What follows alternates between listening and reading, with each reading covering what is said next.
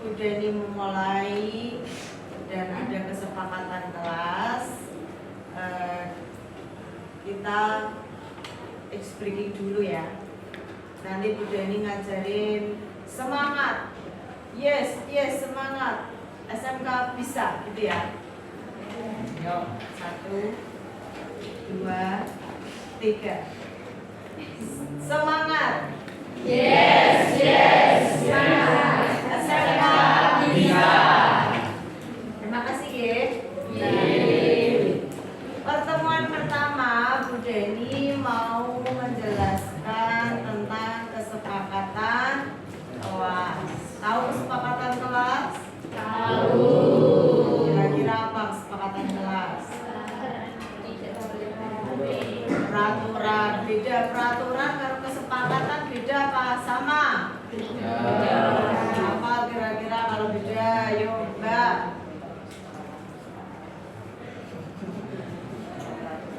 Kalau kesepakatan yang disepakati di kelas. Kalau peraturan yang sudah ada, yang sudah berlaku, tinggal melaksanakan. Nah, sekarang Bu Deni mau minta tolong 5 menit atau 10 menit?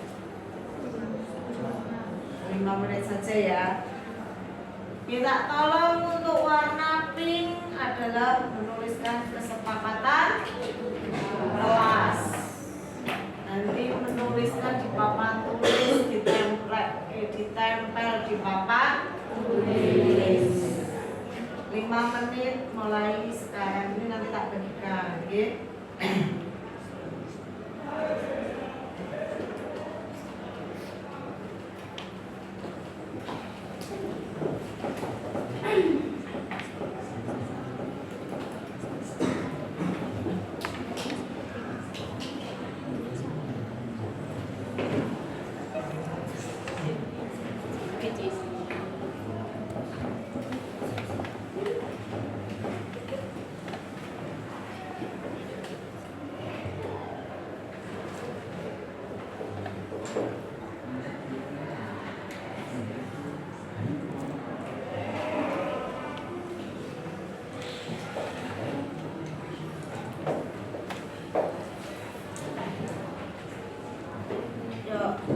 Waktu sudah menunjukkan 5 menit.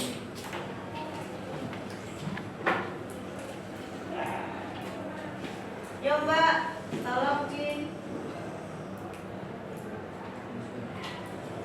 ditempelkan kesepakatan apa aja, piro-piro teman-teman.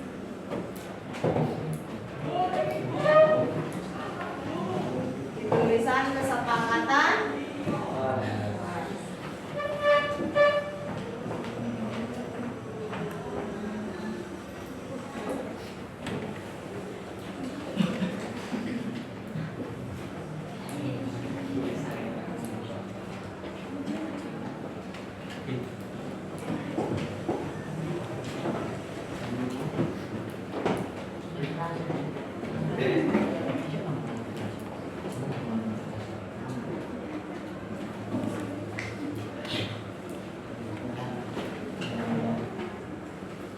Sudah? Ya, sekarang kita bacakan bersama. Pertama, tidak boleh menggunakan HP. Setuju? Setuju. Tidak boleh ada bullying. Setuju. Jika tidak tiket, mendapatkan denda. Setuju. Tidak boleh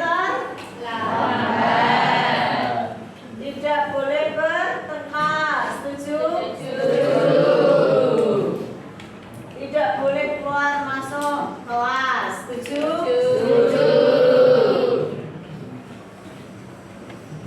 Tidak boleh memakai pakaian tidak sesuai peraturan. Setuju. Kira-kira kesepakatan kelas disetujui semua? Setuju. Yakin? Siap? Siap. Karena kesepakatan sudah disetujui kalimat positif. Kalimat positif kalimat sing kepiye? Kalimat yang mengandung kata baik lebih halus. Dan jadi tadi ada kata-kata tidak diganti, kira-kira yang lebih halus itu seperti apa? Ya. Nanti kalian menempel yang warna kuning untuk kalimat positif. Tadi sudah di sisi kirinya Budani, sekarang sisi kanan, nanti ditempel di kalimat positif. Yuk Mas, 5 menit dari sekarang.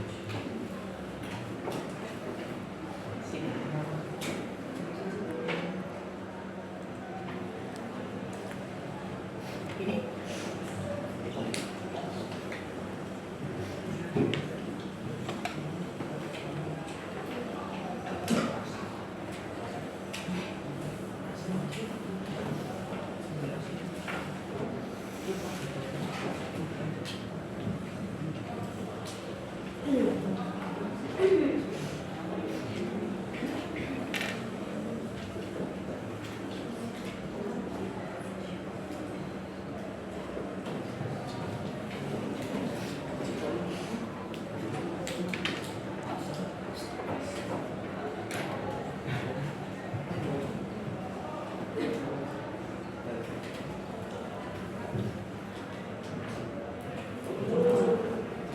Ya sudah ya 5 menit.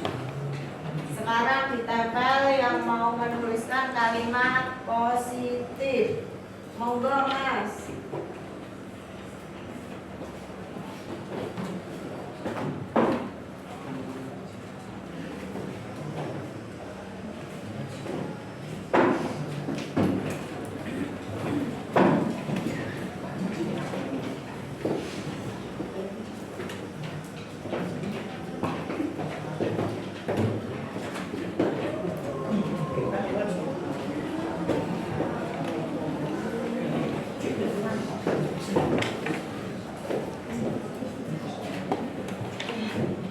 Sudah? Ya, sekarang kita bacakan bersama-sama. Di sini kalimat positif. Semua siswa berpakaian rapi sesuai ketentuan. Diambil dari kalimat yang tadi, tidak boleh memakai pakaian yang tidak sesuai aturan.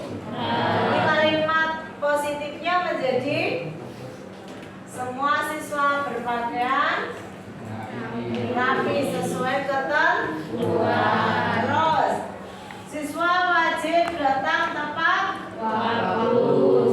Halus apa tidak? Halus. Siswa harus saling menghargai dan menghormati. Siswa boleh keluar masuk dengan izin guru. Setuju? Setuju. Siswa boleh menggunakan HP dengan izin guru. Setuju? Setuju. Semua siswa bersama-sama mencegah bullying. Setuju. Masih ada bullying di kelas ini? Alhamdulillah. Dari kesepakatan kelas dan kalimat positif, ada yang ditanyakan? Jelas? Jelas. Sekarang kalau sudah jelas, Budani menuju ke nilai kebajikan. Jadi dari kalimat positif merujuk ke nilai kebajikan. Apa itu?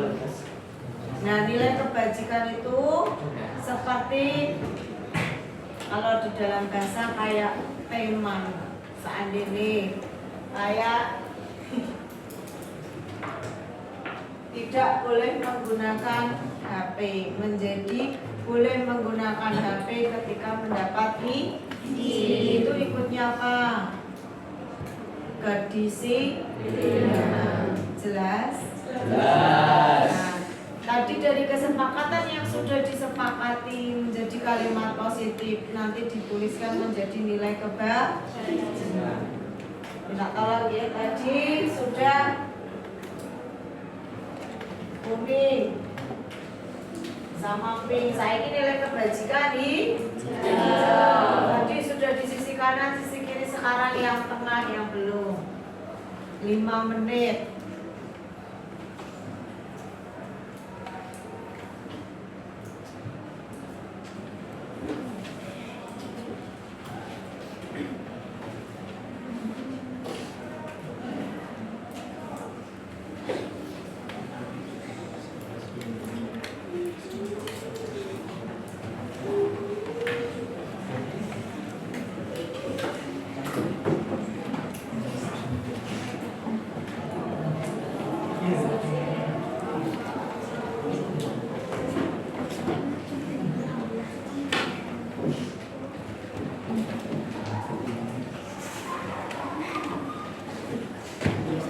Sudah?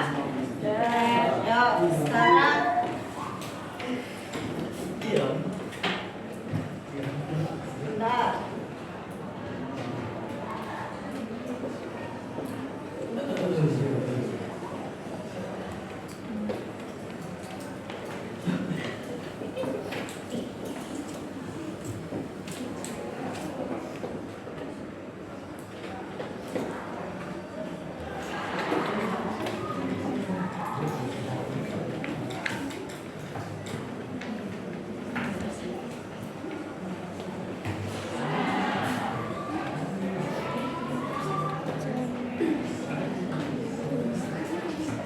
Ya. Sudah? Ya, sekarang ditempel yuk. Nilai kebajikannya. Oh, kolom nilai kebajikan.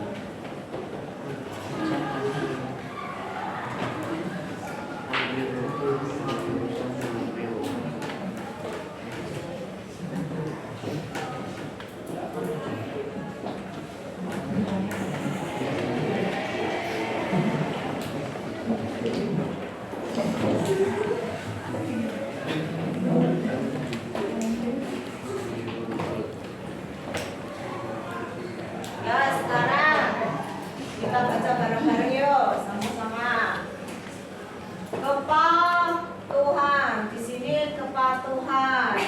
Dari kata-kata patuh. Kira-kira yang mengikuti dari kalimat positif apa? Berpakaian rapi.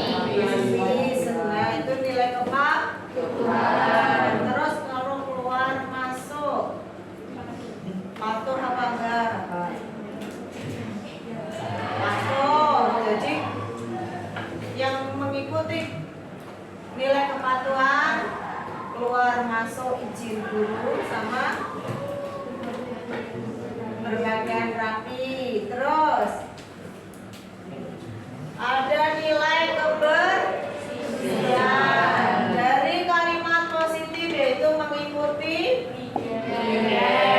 terus tanggung jawab. Nilai kebajikan, disiplin, menghormati.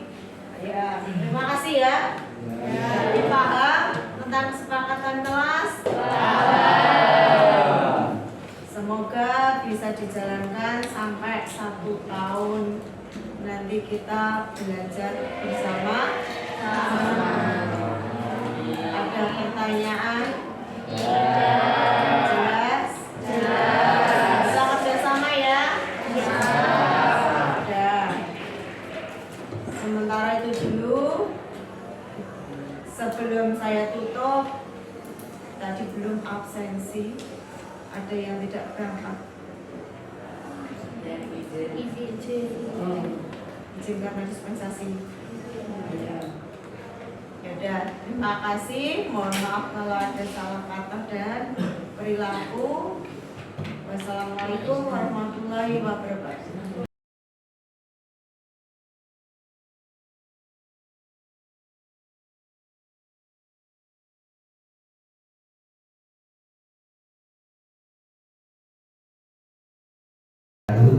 Saya hormati Bapak Ibu CGP yang saya hormati Bapak Ibu peserta yang pada kesempatan siang hari ini kita bisa berkumpul di ruang bertawa ini dengan kondisi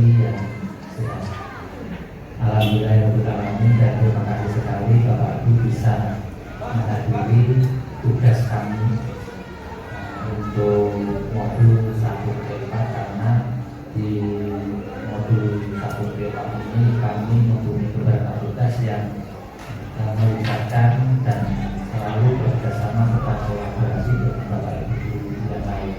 Oleh karena itu, kegiatan hari ini nanti kita akan mendiskusikan terkait dengan kegiatan politik yang akan dipresentasikan dari semua JDP, nanti akan menyampaikan materi. Oleh karena itu nanti Bapak Ibu juga bisa mendengarkan dan bertanya terkait dengan itu, sehingga nanti terjadi komunikasi dan interaksi yang baik pada saat diseminasi budaya itu. Kemudian yang kedua terkait dengan kegiatan ini, alhamdulillah nanti bisa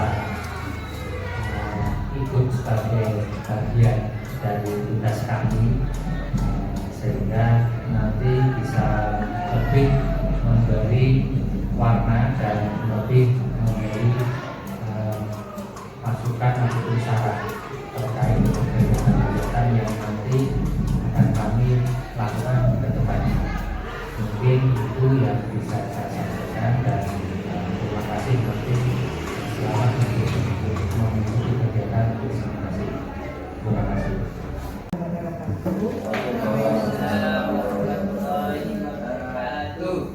Izin Pak Sugeng, Pak Surya, dan Bapak Ibu guru yang lain, izin menyampaikan materi tentang keyakinan kelas. Sebelumnya masih semangat Bapak Ibu? Untuk biar tidak bosan, minta tolong nanti ada tepuk wow gitu. Jadi nanti tepuk satu kali, misalnya saya nanti mengajari dikasih apa, kasih W, kasih O, kasih W, wow, terus tepuk 2 kali, keren. Itu lagi Bapak Ibu. Yuk, dikasih apa, dikasih W, dikasih O, dikasih W, dikasih wow.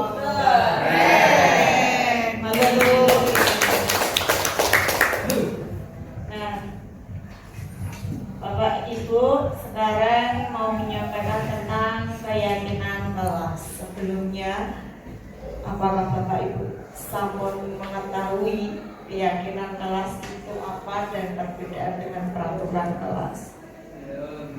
Belum.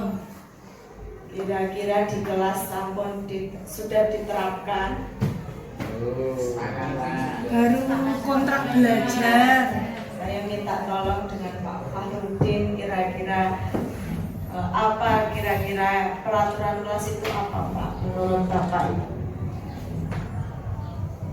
Peraturan kelas itu ya ketika kita dalam pembelajaran, salah satunya dengan mengadakan kontrak belajar itu secara pribadi di antara Bapak Ibu guru dengan muridnya. Tapi ada dua lagi, yang tadi yang pertama, yang kedua adalah yaitu peraturan berkaitan dengan tata tertib sekolah atau ketika di ruang lingkungan kelas berkaitan dengan sekolah. Jadi ada satu dengan Bapak Ibu guru, yang kedua adalah dengan sekolah. Menurut saya itu. Terima kasih Pak Fahrudin. Tadi dari sisi bapak-bapak, sekarang ibu-ibu. Kira-kira Bu Rini apa Bu Asri? Bu Asri, kira-kira keyakinan kelas menurut Ibu itu apa? Peraturan kelas Unicom apa Bu? Ya, terima kasih. Kalau menurut saya keyakinan kelas itu hal-hal yang diyakini dalam kelas. Kita sudah memiliki keyakinan tersebut dan kita yakin terhadap anak-anak juga memiliki keyakinan terhadap kita. Sedangkan peraturan itu hal-hal yang dibuat, ya. Jadi dan kalau peraturan itu biasanya mengandung unsur sanksi. Kalau keyakinan itu tidak. Kalau keyakinan itu misalnya dari hati nuraninya masing-masing. Terima kasih Bu Asti. Nah, kalau menurut kelompok kami, kalau keyakinan kelas itu bisa dijadikan kesepakatan nih. Kalau peraturan itu bersifat real dan sudah terjadi dan bersifat paham.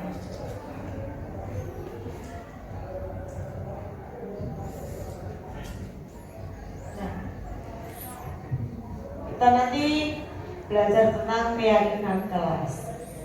Seandainya kan Bapak Ibu, biasanya keyakinan kelas itu seperti kesepakatan di awal sebelum ada pembelajaran dilakukan. Kira-kira Bapak atau Ibu yang sudah pernah dilakukan di kelas seperti apa saja kesepakatannya, kira-kira Pak Yusuf bisa dicontohkan kesepakatan kelas.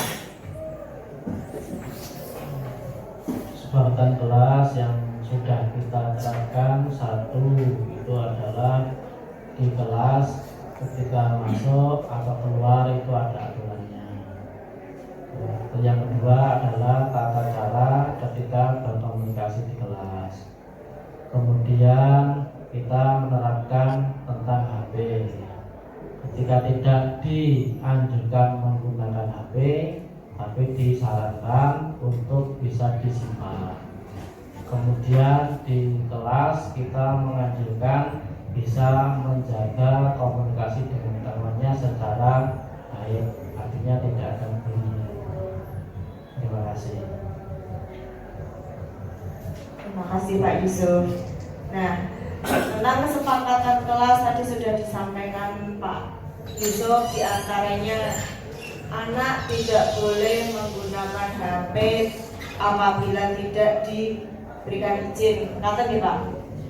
Terus datang tepat waktu sesuai dengan peraturan yang berlaku di sekolahan.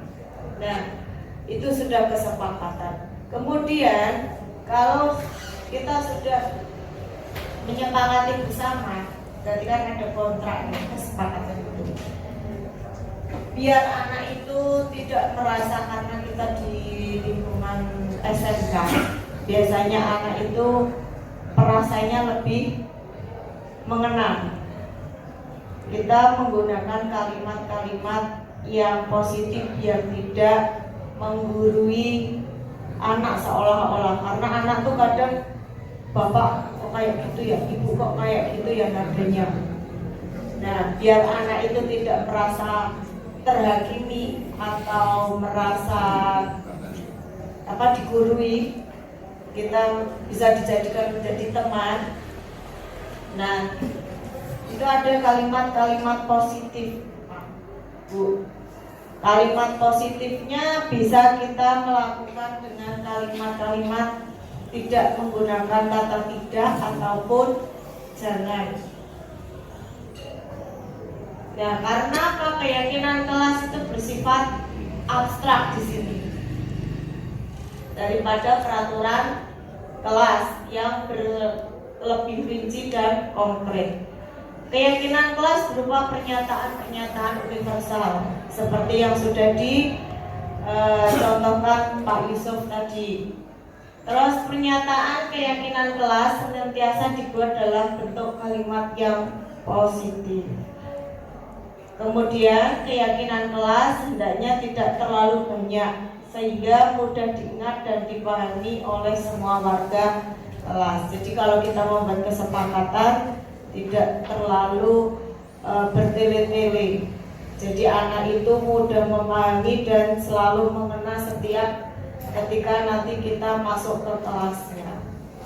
Dan bisa juga nanti anak itu kalau kita sudah memberi kesepakatan kelas, kadang anak mempunyai perasaan nanti ada pelajarannya Pak Yusuf, ada pelajarannya Bu Rini, jadi merasa dirindukan seperti itu. Kemudian semua warga kelas hendaknya ikut berkontribusi dalam pembuatan keyakinan kelas lewat kegiatan curah pendapat. Jadi memberikan anak itu bisa memberikan pendapatnya, tidak hanya dari Bapak Ibu guru yang memberikan pendapatnya atau argumennya. Terus bersedia meninjau kembali keyakinan kelas dari waktu ke waktu. Kemudian di sini ada kalimat budaya positif. Contohnya tadi tidak boleh menggunakan HP, bisa dengan kata-kata yang positif. Menggunakan HP bila diberikan izin Bapak Ibu guru.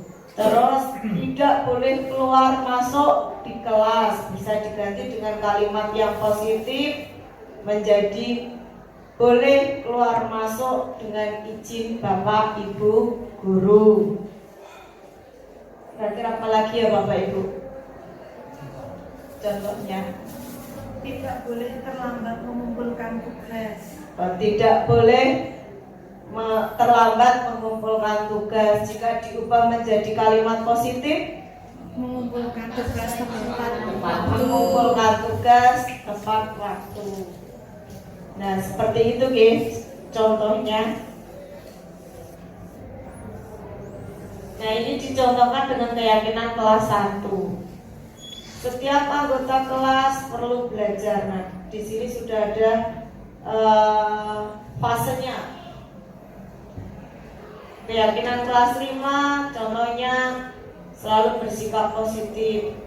Padahal kalau di kelas 1 baru tahap belajar. Nah keyakinan untuk kelas 7 atau di SMK mempunyai yang rasa hormat, diajak kerjasama dan diterima dan punya rasa dimiliki. Nah terima kasih Bapak Ibu. Mungkin hanya itu yang saya paparkan. Ada salah katanya saya mohon maaf. Assalamualaikum warahmatullahi wabarakatuh. Selamat pagi dan salam sejahtera untuk kita semuanya. Yang kami hormati Bapak Ibu calon guru penggerak angkatan 11 dari SMK Negeri 1 Kota Magelang dan Bapak Ibu semuanya yang pastinya hari ini sangat berbahagia. Pada siang hari ini kami dari calon guru penggerak angkatan 11 SMK Negeri 1 Kota Magelang akan memaparkan hasil diskusi dan pembelajaran yang sudah kami laksanakan di modul 1.4 yaitu terkait disiplin positif. Nah, tim kami yang pertama ada Bapak Sugeng Rusbianto, nanti akan memaparkan terkait teori kontrol. Terus nanti Bapak Surya Handayana akan menyampaikan teori dasar kebutuhan manusia. Pak Iskandar akan menyampaikan terkait segitiga restitusi. Bu Dani Kartika Hapsari akan menyampaikan keyakinan kelas dan saya sendiri akan menyampaikan terkait disiplin positif pada umumnya. Nah, di aksi nyata modul 1.4 ini sebenarnya ada 5 poin ya. Di sini ada terkait disiplin positif itu seperti apa. Yang kedua, motivasi perilaku manusia itu seperti apa. Posisi kontrol restitusi, keyakinan sekolah atau kelas, dan yang pasti yang terakhir segitiga restitusi. Baik Bapak Ibu semua, apakah dari 5 materi ini sudah pernah didapatkan semuanya? Ada yang belum ya? Adakah yang sudah pernah mendapatkan materi segitiga restitusi? Oh iya, hanya Pak Yuni saja, yang lainnya belum? Iya, baik. Kalau begitu, hari ini akan kita kupas tuntas terkait disiplin positif dan anak turunnya ini ya. Bagaimana penerapannya di sekolah kita agar bisa mendapatkan hasil yang maksimal. Baik, coba sekarang kita praktik masing-masing ya. Coba ada salah satu menggenggam tangannya, coba Pak Is genggam tangannya. Oke, semuanya genggam ya. Sekarang Bu Dani, Bu Asri, Pak Udin, Pak Yuni, Pak Is dan Pak Arif coba dibuka. Nah, ini di sampingnya ada yang masih terkepal ya. Coba gimana caranya bisa tidak membuat tangannya yang masih mengepal itu terlepas. Boleh digelitikin, boleh dicubit, boleh apapun. Atau dibuka tangannya juga boleh.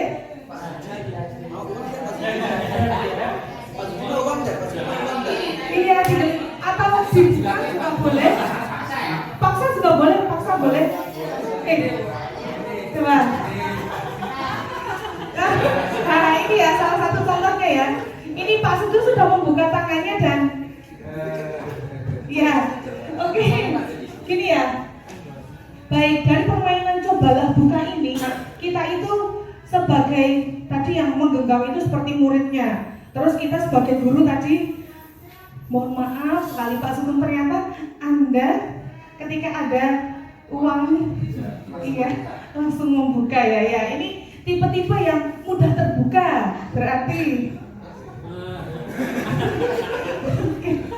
ya maksudnya gampang tergoda seperti itu.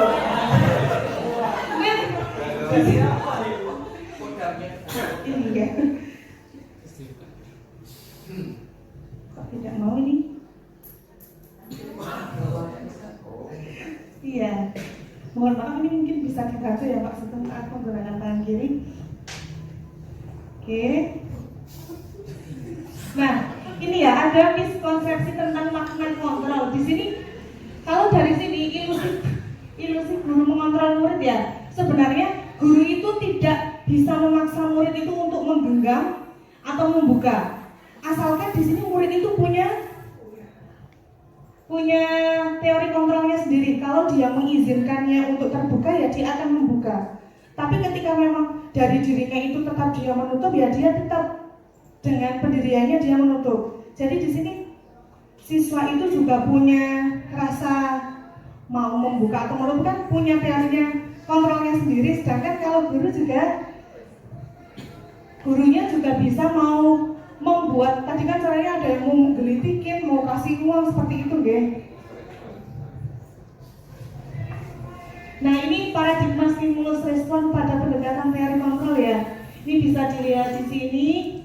Sebenarnya stimulus responnya semua orang itu melihatnya hal yang sama ya. Padahal sebenarnya setiap orang itu memiliki gambaran yang berbeda seperti itu. Dan contohnya yang lain di sini. Dan yang terakhir kayak contohnya model berpikir menang kalah. Padahal ada yang model berpikir di teori kontrol itu menang. Nah, di sini makna disiplin dari Ki Hajar Dewantara sendiri, di mana ada kemerdekaan, di situ loh ada disiplin yang kuat. Sungguh pun disiplin itu bersifat self disiplin, yaitu kita sendiri yang mewajibkan kita dengan sekeras-kerasnya. Sama halnya dengan kita mau berangkat terlambat atau tidak juga keputusan kita sendiri. Nah, di sini guys, makna disiplin dan merdeka. Kalau disiplin itu lebih ke motivasi internal. Sedangkan untuk definisi kata merdeka sendiri, kalau menurut Ki Hajar Dewantara, mardika ikut jarwanya, norah mung lepasing pamreh min uga kuat kuwasa mandiri priyangga. Artinya tidak hanya terlepas dari perintah, akan tapi juga cakap memerintah diri sendiri. Nah, untuk yang selanjutnya akan disampaikan oleh Bapak Surya Handayana. Waktu dan tempat dipersilakan.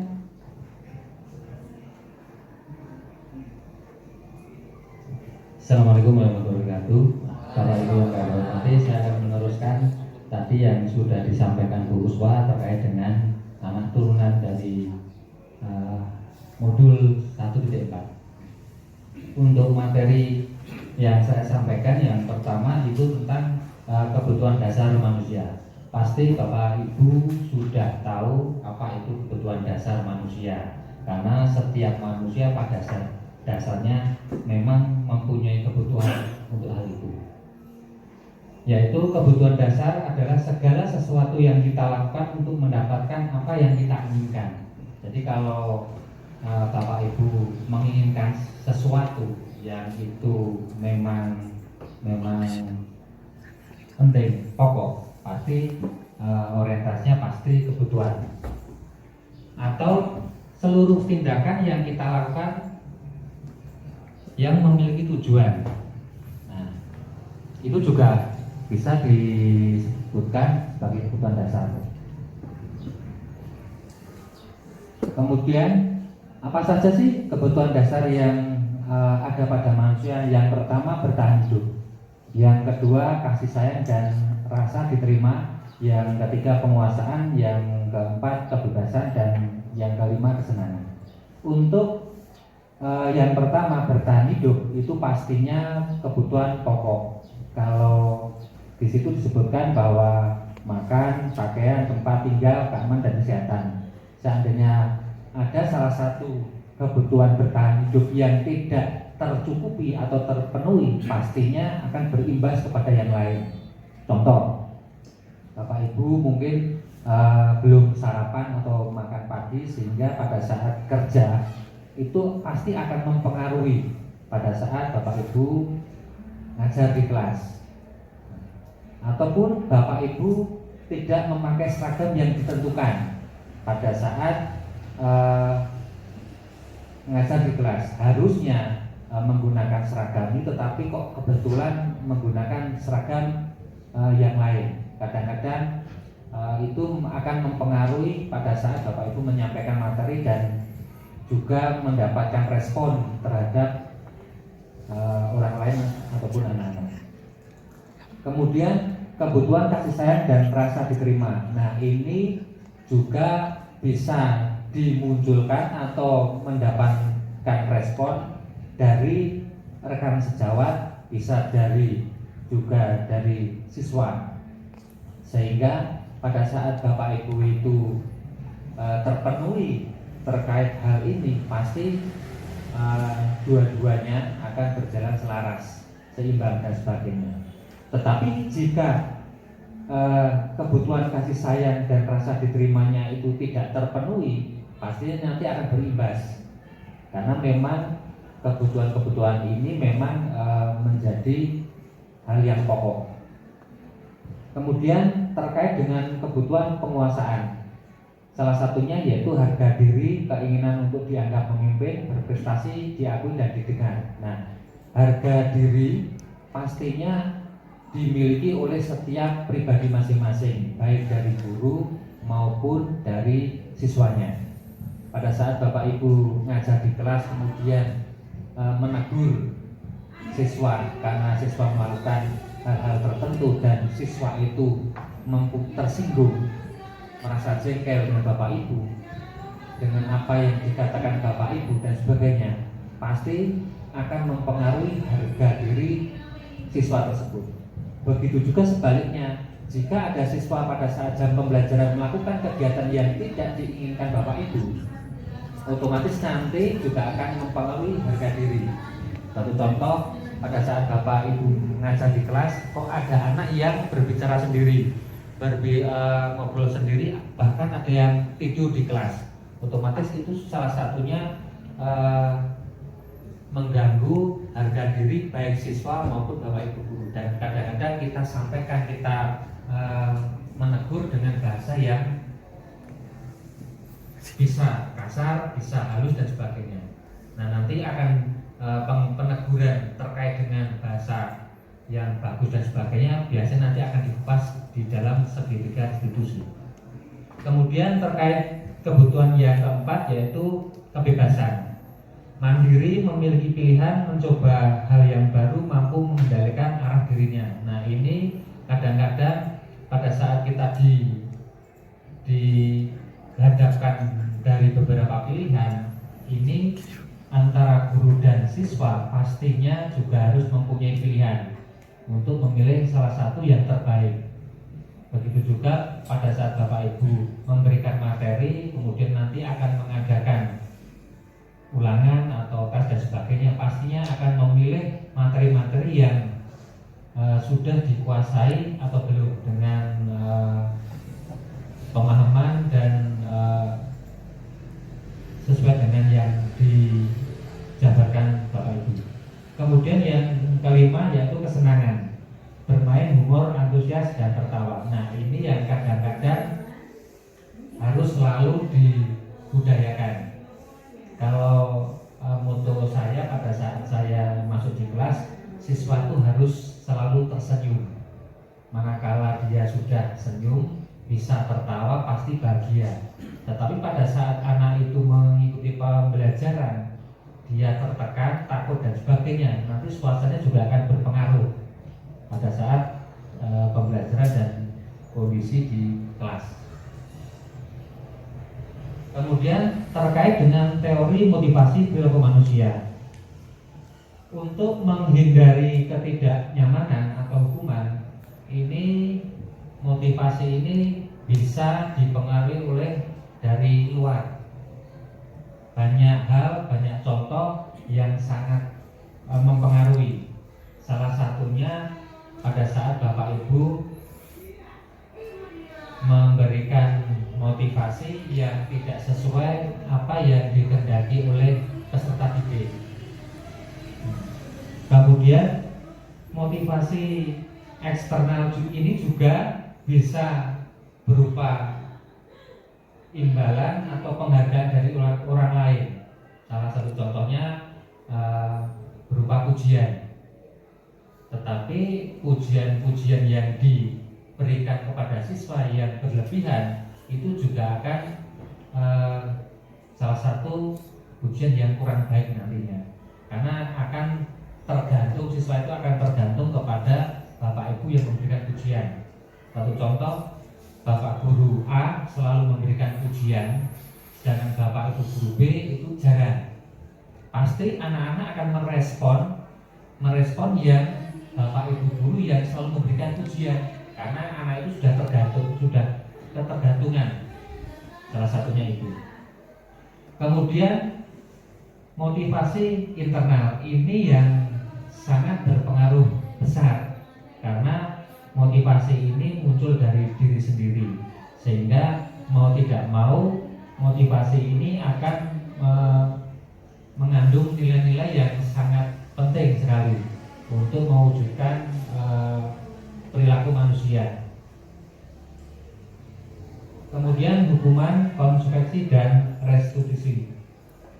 Restitusi itu apa kira-kira? Jadi restitusi itu adalah proses menciptakan kondisi bagi murid untuk memperbaiki kesalahan mereka, sehingga mereka tidak bisa kembali pada kelompok mereka dan dengan karakter yang lebih kuat. Jadi pada saat ada permasalahan yang dilakukan dan anak, otomatis bagaimana caranya agar bisa menciptakan kondisi siswa itu bisa kembali kepada kelompoknya. Kemudian terkait dengan hukuman, konsekuensi, dan restitusi. Kalau hukuman itu tidak terencana atau tiba-tiba. Kadang-kadang pada saat kita di kelas ada siswa yang berperilaku tidak sesuai yang kita inginkan, itu kita memberikan hukuman. Hukuman itu bisa verbal ataupun yang lain, bisa fisik atau yang lain. Jadi hukuman itu tidak terencana atau tiba-tiba. Kemudian murid tidak tahu apa yang terjadi atau tidak dilibatkan, bersifat satu arah, dan hukuman itu bisa berupa psikis atau fisik itu. Sedangkan untuk konsekuensi yaitu terencana atau disepakati sesuai dengan peraturan.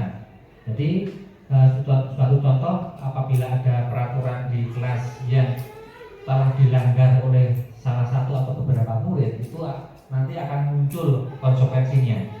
Karena kalian melanggar, berarti konsekuensinya apa anak-anak? Begini, seperti itu. Kemudian murid tetap dibuat untuk tidak nyaman, tetapi konsekuensi ini tetap bagi siswa itu tetap tidak nyaman karena dia sudah melanggar apa yang disepakati. Sedangkan sikap guru itu sebagai monitor murid. Nah, karena keterlibatan seorang guru itu tidak terlalu banyak di sana.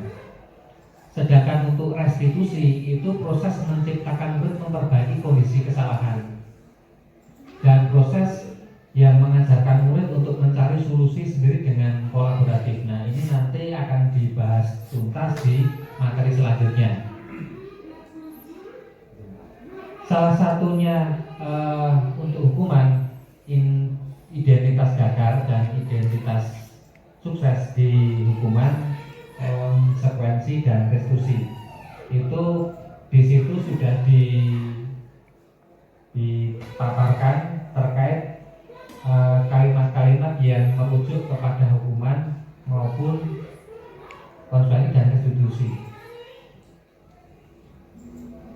Ini juga ya, jadi contoh salah satunya dibuat oleh guru menyakitkan, guru menjalani konsekuensi dengan menyalahkan, mengkritik, menyindir dan merendahkan. Jadi kadang-kadang ada bapak ibu guru yang mungkin dengan sengaja ataupun tidak sengaja itu menyakitkan, menyalahkan atau mengkritik. Kemudian di konsekuensinya itu membantu guru menyatakan peraturan melakukan peringatan. Jadi bapak ibu guru memperingatkan anak-anak, tolong nanti patuhi aturan atau kesepakatan di kelas dan sebagainya. Sedangkan untuk restitusi itu bapak ibu guru menguatkan dan menyebutkan keyakinan kelas dengan nilai-nilai kebajikan yang sudah disepakati tadi. Nah, itu dari saya. Kemudian di materi ketiga posisi kontrol akan disampaikan oleh Bapak Sugeng kepada Bapak. Masih semangat Bapak Ibu nggih? Yo, nah dalam kita sama-sama tepuk satu. Tepuk satu. Oke, tepuk dua. Tepuk tiga. Baik, kita tepuk tangan kita semua. Oke. Ya, terima kasih waktu yang diberikan oleh saya. Jadi mohon izin Bapak Ibu, pada pagi hari ini saya akan menyampaikan terkait dengan posisi kontrol. Oke, restitusi. Oke, yang pertama itu adalah penghukum, kemudian yang kedua pembuat rasa bersalah, yang ketiga teman, yang keempat pemantau, yang terakhir adalah manajer. Nah, dalam posisi 5 kontrol Bapak Ibu, bahwa kita ketika kita sebagai guru, sebagai orang tua, ataupun kita sebagai kepala sekolah, ya pasti Bapak Ibu juga bisa menyadari satu saat bahwa Bapak Ibu pernah merasakan di posisi 1, 2, 3, 4, atau 5. Nah, selama ini kira-kira kalau Bapak Ibu sekarang posisinya di posisi yang keberapa? Ya, apakah itu sebagai penghukum, pembuat rasa bersalah, teman, pemantau, atau manajer? Nah, Bapak Ibu nanti kita sama-sama mengupas, ya, mengupas bersama-sama terkait apa sih yang sebenarnya di posisi pemantau itu, posisi yang sebagai penghukum itu seperti apa? Apakah saya sudah atau pernah melakukan sebagai posisi penghukum kepada siswa saya? Apakah sebagai pemantau atau nanti sebagai manajer? Nah, dari sekian itu kira-kira nanti Bapak Ibu bisa merefleksikan kembali lagi, kemudian dan harapannya dengan adanya budaya positif ini nanti bisa merubah mindset kita, mindset Bapak Ibu guru untuk memperlakukan siswa kita, ya, memerdekakan siswa kita secara bertanggung jawab. Itu disampaikan. Jadi merdeka itu bukan artinya itu merdeka yang memerdekakan dirinya, tapi juga memerdekakan dalam arti itu untuk memaksakan dirinya. Ya, salah satunya itu. Nah, oleh karena itu Bapak Ibu, mari kita sama-sama terkait dengan penghukum, ya, penghukum. Bapak Ibu, penghukum ini adalah bagian dari seorang hukum yang menggunakan bukan fisik ataupun verbal, ya, dengan ucapan-ucapan atau mungkin dengan sentilan, sentikan, ya kan, ngelentik gitu kan, itu juga bagian dari hukuman, ya, atau mungkin dengan menunjuk pun juga, hei kamu, diam, itu juga bagian dari penghukum Bapak Ibu. Jadi hal-hal seperti itu nanti akan membuat memori anak itu nanti akan apa? Akan teringat, sampai kapanpun itu pasti akan teringat. Ya, padahal saya juga pernah melakukan hal seperti itu kepada anak didik saya, tapi selama ini juga saya juga merefleksikan diri, ternyata saya salah. Ya, sampai sekarang pun anak pun juga ketika ketemu di jalan pun juga ternyata juga masih ingat sama saya karena apa? Karena pernah dipukul dengan buku, pakai buku. Ya, memorinya seperti itu Bapak Ibu. Ya, jadi saya juga merasa bersalah, yuk, maka itu kita coba sama-sama untuk bisa merefleksikan diri, mengintrospeksi diri agar hal seperti ini tidak kita lakukan kembali lagi. Ya, Bapak Ibu kembali lagi bahwa, ya, jadi orang-orang yang menjalankan posisi penghukum ini adalah orang-orang yang senantiasa, ya, mengatakan bahwa sekolah memerlukan sistem atau alat yang dapat menekan murid-murid lebih dalam lagi. Nah, jadi ketika anak itu di sekolah, ketika anak itu merasa dia itu tidak nyaman, tidak enak, ya, karena dia bisa jadi karena merasa dia itu merasa bersalah atau mungkin melanggar tata tertib apa yang ada di keyakinan apa yang ada di sekolah itu, artinya tuh anak nanti akan apa ya, tidak nyaman, ya, tidak nyaman di sekolah. Jadi merasakan ketika di sekolah itu akan menjadikan sebuah beban. Ya, jadi hal-hal seperti itu kita coba untuk apa Bapak Ibu? Kita coba untuk kita hindari. Ya, apalagi kita sebagai pendidik untuk katanya untuk posisi kontrol kita sebagai penghukum, ya mungkin kita bagian pernah melakukan seperti itu dan ini bagian sebuah pengalaman saja, tapi harapannya untuk kedepannya mungkin ya tidak diulang lagi. Nah ini Bapak Ibu. Jadi hasilnya adalah ya siswa merasa terus-menerus dihukum atau diintimidasi oleh guru. Ya, jadi seolah-olah itu ketika mata pelajaran saya bahasa Inggris itu ketika nanti wah jam 3-4 pelajaran bahasa Inggris anak sudah merasa gelisah, sudah merasa takut. Ya, jadi seolah-olah itu ya itu tadi yang disampaikan oleh Bapak Ibu guru. Bagaimana kita bisa menciptakan bahwa guru itu ketika di kelas itu adalah sosok guru yang dirindukan. Nah itulah yang harus kita kita aplikasikan pada di kurikulum merdeka ini Bapak Ibu. Ya. Kemudian yang kedua, ya, membuat rasa bersalah. Ya. Jadi Bapak Ibu, jadi ini ada juga bagian suatu hal yang ada sisi positifnya, ada negatifnya. Tapi cenderung ke negatif Bapak Ibu. Ya. Posisi rasa bersalah itu seperti apa? Ya, jadi pernah mungkin suatu saat, ya, terutama untuk yang ibu-ibu, ya, paman kita, katakanlah kita, paman kita bisikin teman kita dengan suara lirih atau berbisik dengan suara yang lantang, yang keras-keras, itu mungkin rasa katakanlah itu rasa percayanya itu akan berbeda. Ya, paman orang kita gosip itu, paman berbisik-bisik itu katakanlah itu orang akan percaya. Tapi paman gosip kok nggak bunga itu teriak-teriak itu orang nggak akan percaya Bapak Ibu. Nah, jadi ini bisa diaplikasikan bahwa membuat rasa bersalah itu ketika guru itu akan bersuara lebih lembut, ya, kemudian juga menasihati anak kita itu dengan menggunakan bahasa-bahasa yang nyaman, ya, tidak akan menggunakan kata-kata bahasa yang kasar gitu kan. Jadi anak itu nantinya akan timbul rasa apa? Ya katakanlah itu timbul rasa bersalah. Ya, contohnya aja ketika coba seandainya nanti dibalikan orang tua kamu seperti itu, kira-kira nanti perasaan kamu seperti apa? Oh iya ya, nanti kalau orang tua saya seperti ini seperti itu, jadi nanti orang tua saya akan seperti ini seperti itu. Jadi umpamanya hal seperti itu sebenarnya nanti anak itu akan merasa bersalah dengan dirinya. Ya betul, nanti suatu saat anak tidak akan tidak akan mengulangi suatu saat, tapi rasa bersalah itu pasti akan timbul atau akan muncul di dalam pikirannya. Ya, sehingga nanti akan mengganggu perkembangan akademik dan emosional mereka. Nah ini karena merasa bersalah terus Bapak Ibu. Ya, jadi hal seperti inilah yang membuat rasa bersalah. Ya, jadi dengan apa ya, dengan ini Bapak Ibu, dengan ketika kita memberikan sebuah nasihat, kemudian juga kita memberikan itu tadi ya Bapak Ibu, membuat bagaimana anak itu bisa menyalahkan antara diri sendiri, ya kan, atau menyalahkan dengan orang lain, ya kan. Jadi itu akan menimbulkan Bapak Ibu, mengganggu secara akademis. Yang lanjutnya ada sebagai Bapak Ibu, teman. Nah ini, jadi sebagai teman, ya kadang mulai sekarang ini memang usia anak itu katakanlah kalau 16-17 itu secara psikologis itu posisi anak itu ada sebagai teman. Ya, kalau yang sudah mulai 18-19 itu sebagai rekan bisnis.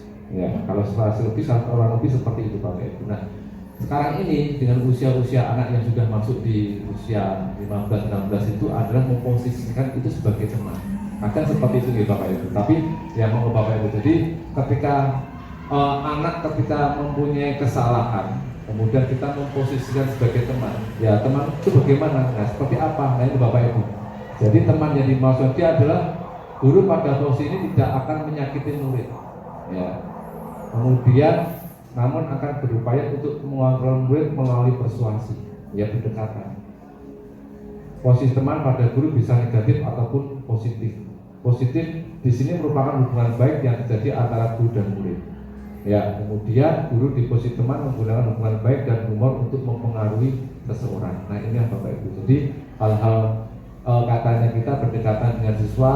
Ketika kita ada siswa ada masalah, kemudian siswa mencoba untuk mendekati kita, ya kan, mencoba untuk bagaimana siswa itu mencari ya solusi ya pemecahan masalah, kemudian siswa tersebut itu katakanlah ya beranggapan bahwa guru A itu adalah guru yang menurut saya adalah guru yang paling memahami posisi saya. Nah itu kan menganggap sebagai temannya, sebagai bestinya. Nah itulah hal seperti ini nanti akan apa Bapak Ibu, jadi akan menjadikan suatu hal itu nanti anak itu cenderung akan katakanlah itu istilahnya itu kedekatan cuma hanya satu orang ya, kedekatan cuma hanya satu orang, satu arah, tapi tidak ada beberapa arah Bapak Ibu guru yang ada di sana ya. Jadi cenderungnya itu cuma hanya satu orang. Jadi umpamanya dengan ya Budani, berarti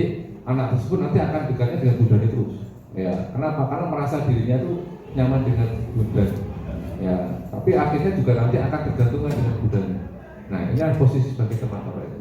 Nah kemudian yang selanjutnya adalah sebagai pemantau. Nah inilah yang kadang kita juga dilakukan sebagai pemantau, di mana pemantau di sini adalah bagian kaitannya dengan peraturan ya atau konsekuensi ya. Kadang kita ketika di kelas itu kita bersama-sama kita membuat semacam tata tertib atau mungkin membuat kesepakatan kelas itu kan. Nah itu sebenarnya adalah bagian-bagian itu yang bisa dikategorikan sebagai pemantau ya. Jadi pemantau, jadi kita ngawasi ya kan, ngawasi terkait dengan apa yang dilakukan oleh para siswa, kemudian apakah para siswa itu nanti melakukan hal-hal yang mungkin yang melanggar dari kesepakatan kelas yang ada, kemudian apakah konsekuensinya, dan kemudian apakah yang akan dikerjakan, yang dilakukan. Nah itu jadi terkadang itu siswa itu nanti akan melihat ya, akan melihat. Jadi semata-mata apa yang dia lakukan itu adalah melihat dari kesepakatan atau peraturan apa yang ada di kelas ya. Sehingga dengan hal seperti ini ya terkadang Bapak Ibu guru hanya fokus ya, di sisi negatifnya guru hanya fokus terkait dengan hal-hal siswa yang apa yang dia lakukan terkait dengan pelanggaran ya, dengan pelanggaran. Nah jadi untuk yang sebagai pemantau ya Bapak Ibu, jadi hal posisi pemantau adalah jadi berawal dari stimulus atau respon yang menunjukkan tanggung jawab guru dalam mengontrol murid. Nah, jadi pemantau di sini artinya adalah guru sebagai pemegang, sebagai sebagai melihat hal-hal dari siswa yang dilakukan, kesalahan apa yang dilakukan, kemudian konsekuensinya apa. Nah itulah nanti yang biasanya dilakukan sebagai guru, sebagai posisi sebagai pemantau. Kemudian yang terakhir ya, yang terakhir terkait dengan manajer. Nah ini Bapak Ibu, jadi kalau sebagai manajer itu ini adalah posisi kontrol ya, yang dimana bahwa posisi guru berbuat sesuatu bersama dengan murid ya. Jadi ketika ada permasalahan itu guru dengan siswa itu berdiskusi bersama-sama, didudukkan, kemudian adanya pendekatan, kemudian diminta anak untuk apa, katakan mama, untuk mencari solusi. Kira-kira ketika anak membuat kesalahan, kemudian anak diminta untuk apa? Anak diminta untuk mencari solusi. Kira-kira solusinya apa?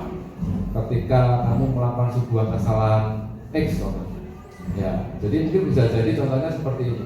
Ketika ada siswa itu sedang di kelas, kemudian karena gabut ya, tidak ada aktivitas dan kosong dan sebagainya, kemudian siswa itu membawa tipek, ya kan, secara tidak sadar anak itu mencoret-coret ya tipeknya itu di meja, ya, dengan gambar, ya kan, gambar tokoh atau mungkin dengan tulisan-tulisan gitu kan, ya, secara tidak sadar kemudian gurunya itu masuk ternyata. Nah setelah itu bapak ibu gurunya itu melihat.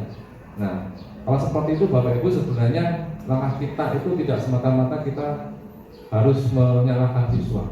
Ya, kenapa kok siswa kok mencelat-celat, ya kan? Katakanlah tipek di meja itu kenapa? Harus kita konfirmasi dulu Bapak Ibu. Nah inilah hal seperti ini, kemudian anak dilakukan pendekatan, ya, kemudian kita stabilkan dulu, rasanya kita menggunakan sertifikat restitusi, ya, kita stabilkan dulu anaknya, ya, tidak harus dengan marah-marah, kemudian kita validasi dulu, konfirmasi dulu, benar ya. Yang terakhir adalah menyatakan keyakinan. Solusinya apa? Nah ini, kepahamannya seperti itu nanti pertanggung jawabannya kira-kira yang akan melakukan apa? Nah inilah jadi sebuah kesepakatan, ya sepakatan. Nah inilah yang menjadikan sebuah hal posisi di mana kita sebagai manajer, ya, jadi mendukung murid agar dapat menemukan solusi atas permasalahannya sendiri. Jadi meminta anak untuk berpikir kritis, ya, mencari solusi, ya, permasalahan yang dia buat, ya kan. Kemudian kita validasikan bahwa apa yang dia buat itu ada suatu hal yang salah. Nah, kemudian solusinya seperti apa? Yuk kita bareng-bareng. Setelah itu solusinya sudah ada, kemudian komitmen. Kira-kira bisa nggak kamu melakukan hal seperti ini? Bisa. Nah, itu adalah bagian dari sebuah komitmen. Nah, inilah Bapak Ibu. Ya, jadi ini hal seperti ini yang harus bisa kita pahami bersama-sama.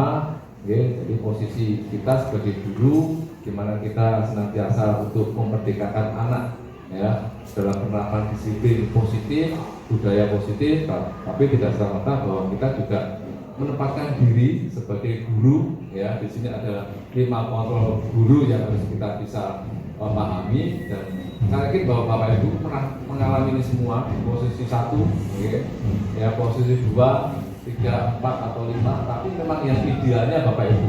Kalau untuk Bapak Ibu kira-kira dari posisi yang ideal itu kira-kira di posisi berapa? Di posisi yang ke 5. Nah inilah ketika Bapak Ibu sudah menyebutkan posisi yang 5, itu ada suatu yang idealnya memang Bapak Ibu. Jadi idealnya Bapak Ibu, mari kita sama-sama Bapak Ibu kita merubah mindset kita bahwa posisi penghukum itu ada posisi yang kurang tepat, ya. Kemudian yang sudah sampaikan Bapak Ibu bahwa posisi manajer itu adalah bagian yang ideal. Jadi kalau manajer itu bisa katakanlah itu nantinya Bapak Ibu pernah merasakan sebagai posisi teman dan pemantau. Nah itu Bapak Ibu. Jadi posisi manajer itu bisa menjadikan kita dalam posisi sebagai teman, bisa sebagai pemantau, tapi bukan dalam posisi yang pertama. Dan itulah Bapak Ibu. Jadi membuat kita sama-sama untuk merubah mindset, ya, yang ada di sini sebagai posisi kontrol kita. Oke. Ini Bapak Ibu, ya. Jadi untuk yang terkait dengan motivasi, eksternal, intrinsik itu seperti ini Bapak Ibu. Jadi kalau yang menyatakannya eksternal berarti itu terdiri dari luar, luar. Jadi untuk motivasi yang intrinsik itu adalah motivasi yang berawal dari muncul dari diri kita sendiri. Ya, ini Bapak Ibu. Jadi inilah yang bisa menjadikan kita bahwa hal-hal yang perlu kita pahami bagaimana dengan ya, jadi sebagai penghukum, ya, guru berbuat, ya, sebagai untuk penghukum itu guru pasti akan menghadir, tunjuk-tunjuk, nih kan, ya.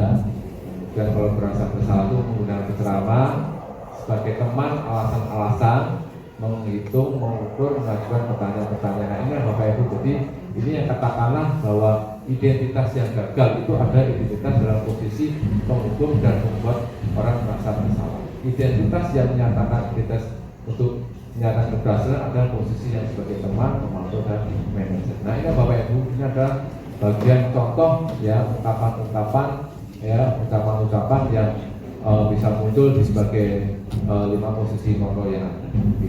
Itu Bapak Ibu, saya kira demikian. Bapak Ibu, terima kasih atas perhatiannya. Semoga kita bisa diberi kelancaran, kemudahan dalam mendidik putra-putri kita, bahwa sebenarnya bahwa putra-putri kita itu adalah suatu hal yang orang-orang yang hebat, ya, orang-orang yang penuh potensi pada potensinya masing-masing. Tinggal bagaimana kita mengembangkan diri mereka menjadikan suatu hal, menjadikan manusia yang bebas, merdeka, dan bahagia. Oke, demikian Bapak Ibu, terima kasih. Kami akhiri. Assalamualaikum warahmatullahi wabarakatuh. Assalamualaikum warahmatullahi wabarakatuh. terima kasih Bapak Ibu yang sudah bersedia sampai jam sekarang ya sudah. Nah, masih saya melanjutkan materi-materi yang sudah ada, yaitu mengenai segitiga restitusi. Tadi sudah sempat disinggung oleh Pak Sugeng ya mengenai segitiga restitusi. Apakah segitiga restitusi itu? Nah, ini ya.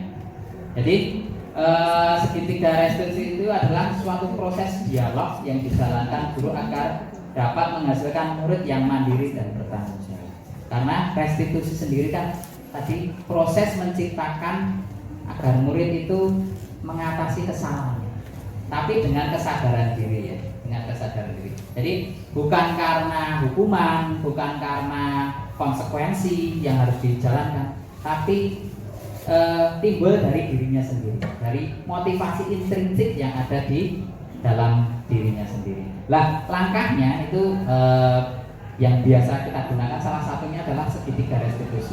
Jadi misalnya ada siswa yang melanggar keyakinan kelas, misalnya tidak datang tepat waktu ataupun berisik di kelas, ramai, gangguin temennya. Nah itu kan tidak sesuai dengan keyakinan yang sudah dijalankan bareng-bareng di kelas tersebut. Nah langkahnya kita tidak boleh langsung jadi penghukum ya. Jadi tadi kita ada posisi kontrol, ada penghukum, merasa bersalah, teman, pemantau, dan manajer ya. Jadi yang paling baik adalah di tahap manajer. Nah, bagaimana kita bisa melakukan itu? Ada tahapannya. Yang tahapan yang pertama adalah menstabilkan identitas. Jadi siswa tersebut kita tidak boleh menjudge langsung ya, langsung. Kamu kok berisik, kamu kok datang terlambat, kita nggak boleh. Jadi kita harus stabilkan dulu emosinya. Jadi biar dia itu merasa nyaman dulu. Karena bisa jadi gini, siswa tersebut itu sebenarnya tahu, cuma ngeyel gitu ya, cuma ngeyel. Dia tidak merasa salah, ya dia salah, tapi dia tidak merasa salah. Makanya kita stabilkan dulu emosinya. Nah, kita bisa menggunakan kalimat seperti ini. Setiap orang pasti pernah melakukan kesalahan. Jadi, kita memang menyadarkan murid tersebut bahwa salah itu ya tidak apa-apa. Atau bisa juga kamu bukan satu-satunya yang pernah melakukan ini. Nah, biasanya kalau anak sudah ngomongi seperti itu, kita bicara seperti itu, jadi dia tidak merasa tinggi gitu ya. Jadi oh ternyata salah itu nggak apa-apa. Nah, kalau emosinya sudah stabil, langkah berikutnya adalah dengan memfasilitasi tindakan yang salah. Kita bisa bertanya ini, kamu tentu punya alasan mengapa melakukan hal tersebut. Misalnya dia berisik atau datang terlambat, mesti dia punya alasan-alasan tertentu. Ya, kita tanya, adakah cara yang lebih efektif untuk mendapatkan apa yang kamu butuhkan? Misalnya berisik karena apa? Dia mungkin kurang perhatian. Ya, jadi kita gali dulu, kita tanya dulu, kita validasi dulu. Tindakan yang salah itu mesti ada alasan. Alasannya apa? Kita jadi kalau dia sudah tersadar, oh ya nggak apa-apa, emosinya sudah stabil, kita sudah tanya bagaimana, kenapa kok bisa terjadi seperti itu. Langkah yang berikutnya adalah menanyakan keyakinan. Karena kan kita sudah tahu, kita sudah di kesepakatan kelas yang menimbulkan atau yang memunculkan keyakinan kelas. Di sana sudah kita tentukan tadi sebelumnya. Nah, jadi kita bisa menanyakan keyakinan kelas apa yang telah kita sepakati. Nah, misalnya tidak boleh berisik, tidak boleh mengganggu teman yang lain, ataupun tidak boleh datang terlambat atau datang tepat waktu tadi ya, yang positif. Jadi kalau ditanyakan, kita bisa menanyakan juga, kamu ingin menjadi orang yang seperti apa? Nah, kalau si siswa tersebut sudah berhasil luluh, sudah menyadari kesalahannya, oh iya, sudah mengungkapkan alasannya kenapa, terus keyakinan apa yang dia langgar, nah komitmen apa yang akan dia lakukan. Kalau anak itu sudah sampai di situ, ya, sudah tahu, paham sampai di situ, itu artinya dia sudah muncul dari dirinya.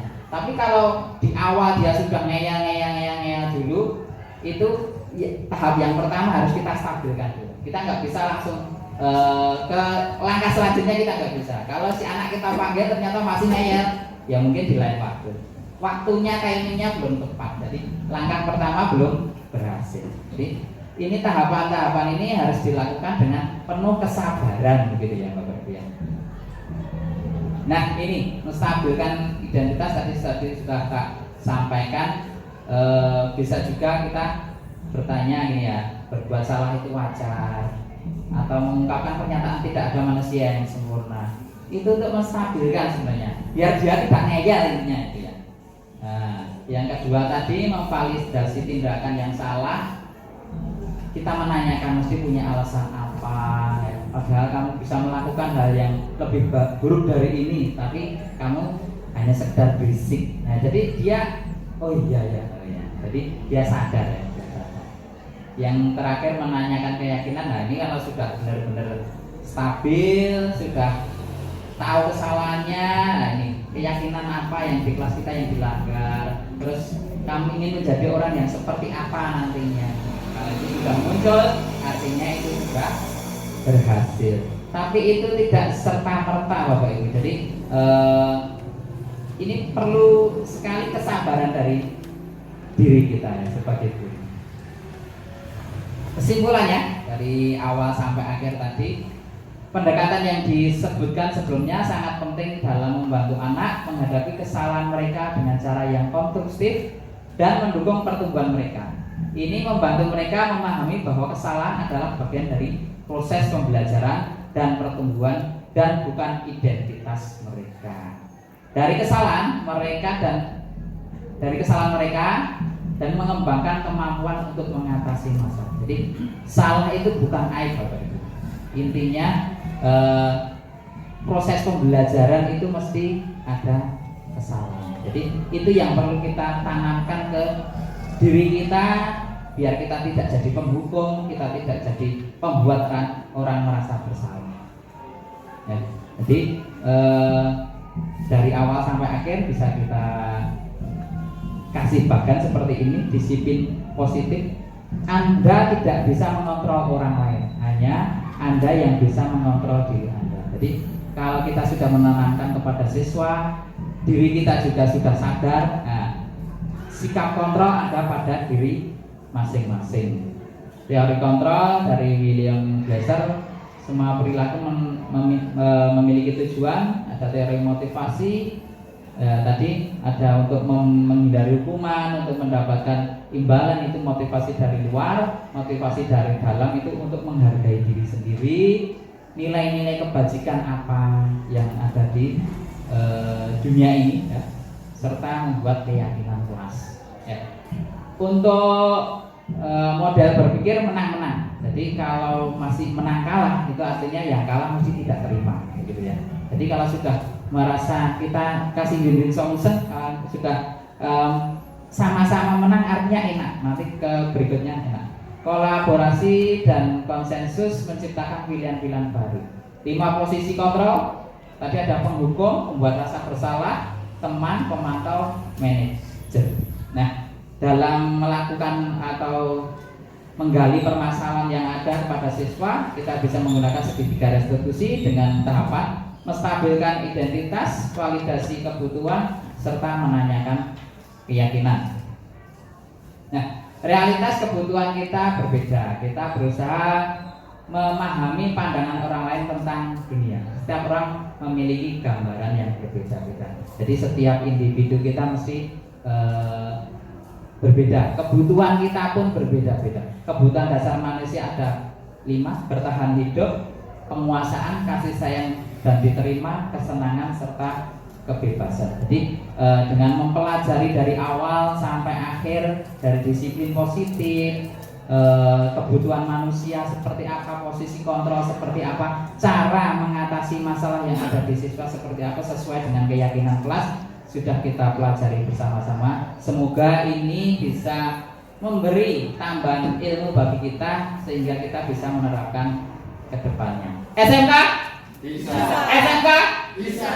Terima kasih. Assalamualaikum warahmatullahi wabarakatuh.